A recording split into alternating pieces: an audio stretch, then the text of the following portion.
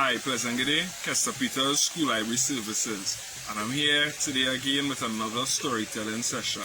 Today, we digress a little bit from the Anansi stories, and by request, we're going to go into the folklore stories of Trinidad and Tobago. So, a lot of times, individual asks, where and how did these folklore stories come into being within Trinidad and Tobago? And one particular theory is that back in 1783, under the ordinance of the Spanish king, Trinidad and Tobago was opened up with the cedula of population to bring French settlers to Trinidad and Tobago to occupy land. By 1789, there was the French Revolution, and by 1804, there was the Haitian Revolution in Haiti, which made a lot of planters, French planters, migrate from Haiti and other French colonies to Trinidad under the cedula of population. So they chose to rather live under a Spanish rule colony than to stay in the French colonies that were being ravished by war. So when those French planters and settlers, for example, Lupino, where we are at right now, was one of those said French planters that came to settle to Trinidad, they brought their culture and their stories and their histories and their whole way of life. And this culture merged with West African culture that was already on the islands through chattel slavery, and the two stories, the two oral traditions joined, fused and merged and resulted in our oral traditions of Trinidad and Tobago. So for example, the Sipunia is a cross between the French old hag, the West African old hag, and the French vampire. So for today's folklore story, we're going to examine the story of the Diablesse. It's a story of oral tradition that was told to me by an old man from Lopino in the village right here, and I'm going to share it with you. It's a story of a boy they used to call Sugars, right? Sugars was very popular with the ladies within the community. All the ladies liked Sugars. Now Sugars had a young lady he was interested in, got to be with her, married her, and he had a family with her. But Sugars was the kind of guy who couldn't keep himself with one woman. Sugars used to be from girl to girl to girl all over the place. And many times, Sugars would neglect his family, and he would neglect the rules that he had to do for his family and his wife, and he usually left his wife to do the majority of work and these things. So, one day, within the community of Lopino, they was going to have this Christmas parang. Parang was supposed to be real big. All the other communities were supposed to come and visit, and it's just like how parang is now, but this is back in the days. We're talking around the early 1900s here, before World War I, right? The timing with no street lights, we're talking about the timing where by 6 o'clock the place is pitch dark, right?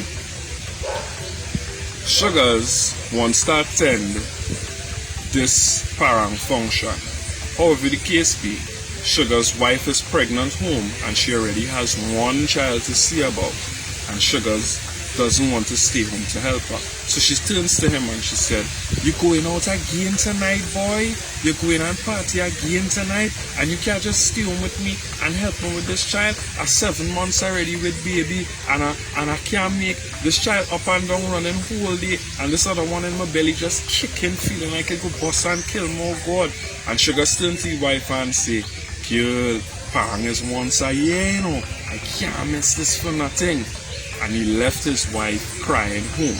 And he went and he met up his best friend, Nicholas. Now Nicholas and Sugars was moving the whole life, grew up together in the village. They used to go and play football together, river together, everything from small. Now as big men, they would move together still. So they go in the parang the night. And while going out the road, Sugars telling Nicholas, "Boy, you know it's a sort of problem for me to come out here as I leave my home. My wife only making bacchanal and calling as I in the yard, she shouting out thing." And Nicholas told him, "Well, probably as we get older, Sugars, you're at this stage in your life where you need to stop, go out, and you need to stay home and see about your family and wife a little more. You have a good wife, Sugars, take care of her." And Sugars turned and told Nicholas, I had to go out there in that parang and see what nice girls I can meet up with tonight to dance. So they made the trek, long journey up into the village of Surrey, where they went to Surrey Community Center. The parang was set up, it was laplash. They had 20 bands catered to perform that night. Live music, live instrumentals, and the vibes was nice, the ambience was perfect. When suddenly an individual alighted from a horse carriage. A lady, long flowing Martinique dress, long flowing French details. Skin could barely be seen, but whatever little of it was seen is as though it seemed to shimmer in the moonlight. This lady, from the time she lighted from that horse carriage, the whole ambience of the night became electric. All the women who were present at the party immediately turned around and started to watch towards the entrance where this woman was walking, coming into the park. All the men turned around and started to watch this woman because nobody knew who she was, but there was something almost magically alluring about her. Her presence was majestic, but yet very humble and finite in its definition. And this lady walked across the dance floor as the band was dying down playing music, and it's as though she was gracefully gliding across the dance floor because no one could have seen her feet. Sugars was by the bar with Nicholas when he first caught glimpse of this woman. In the corner of the dance floor she stood. So Sugars tell Nicholas, "Hey, who's that new girl across there? I never see her before. She looking good, boy. Look at her shape. Shape as like a man has never seen." And Nicholas tell him, "Oh God, Sugars, your wife have one in her belly, one in her hand, and you stood out here looking for more woman." Sugars tell Nicholas, "This is who I am. Leave my heart, I gotta dance with you." Nicholas and Sugars always used to run competitions with everything they do. And Nicholas was almost shocked to see how quick his friend Sugars got up from off of the bar and started to walk towards the direction of the woman. Sugars walked up to her as though confident but yet still afraid. With confidence but yet still fear, he asked her, "Excuse ma'am, I don't know where you're from, but I find you looking real good." Her reply was, And then he said, I want to know if I could ask you for a dance." And under the brim of her hat, without her even seeing his face, she told him, "Yeah, that is what I want to do. I like to dance." And just like that, she grabbed his hand and went to the middle of the dance floor. And as though an unseen narrator was writing the script, immediately as he hit the middle of the dance floor packed with people, the parang band struck up. And they struck up one of the faster tunes, and the singer was in the front of the stage singing the rendition from the top of her heart with her eyes closed and the vocals flowing, Spanish flowing perfectly. And it's as though the dance floor itself was working up itself to a climax, and Sugars in the middle dancing with this strange lady magically all over the floor.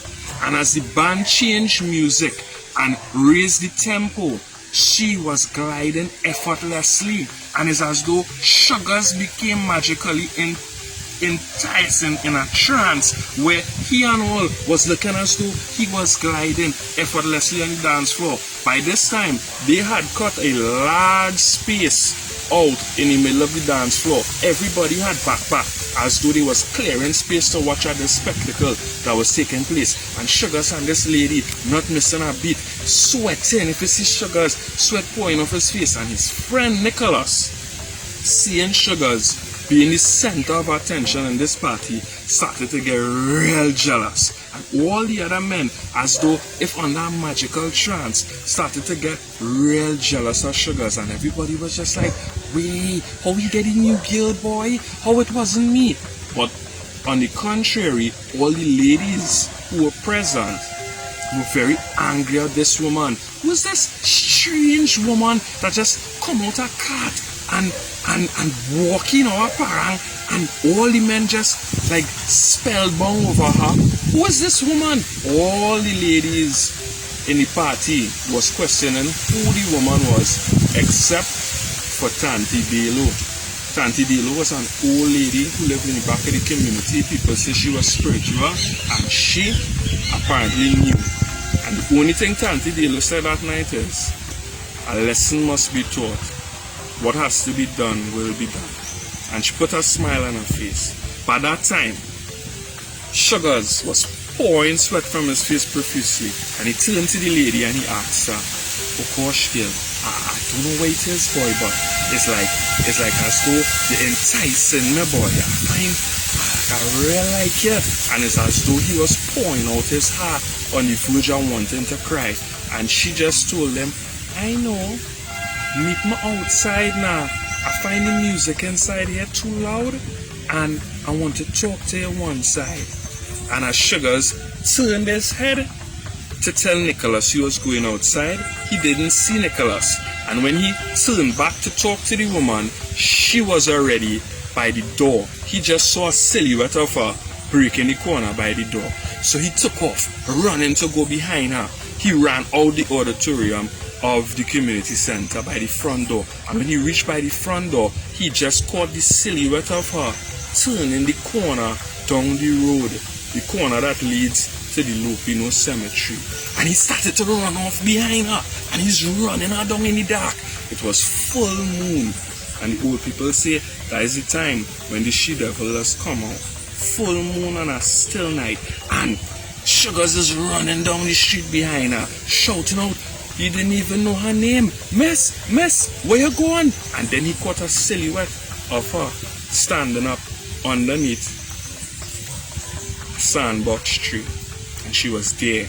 And he walked down towards her, and he said, "Ma'am, gosh, girl, I really like you. If I could just get one kiss before you go home tonight." And she started to giggle. She said, "One kiss? You could get more than that." He said, "I could get more than that?" She said, "Yeah, I really like you, and I want to take you for myself." And as he go to hug her and kiss her, his friend Nicholas, who was jealous in the party, started shouting up while walking up the road behind him, "Sugars!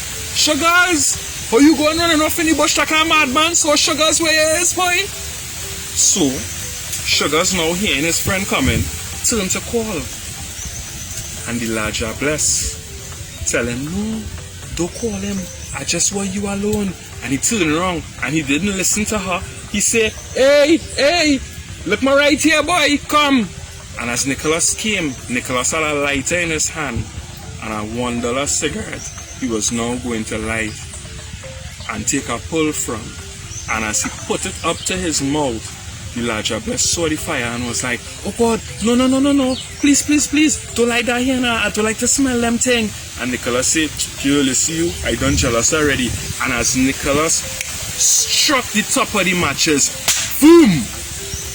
A ball of smoke appeared where the dress was, and a screeching voice was heard saying, "No!" as it shot off into the darkness. So loud, the voice screeched over all the music bands that was playing inside. Everybody ran out to see what made the noise. And they could only see the silhouette of the smoke with the cow foot darting into the bush, and on the ground was a long, flowing dress. Nicholas, by lighting the fire, had saved his friend's life, because the spirit of the lad Diablesse don't like fire. And his friend, who was under the spell of enticement, learned a lesson that night. Always treat women and children of your life in a good manner, because you don't know the spirit of retribution could be out there. That's today's folklore story. Thanks for tuning in. Once again, remember, Wash your hands, sanitize, practice social distancing. This is Kester from Diablesse School Library Services. Thank you, God bless, and enjoy the afternoon.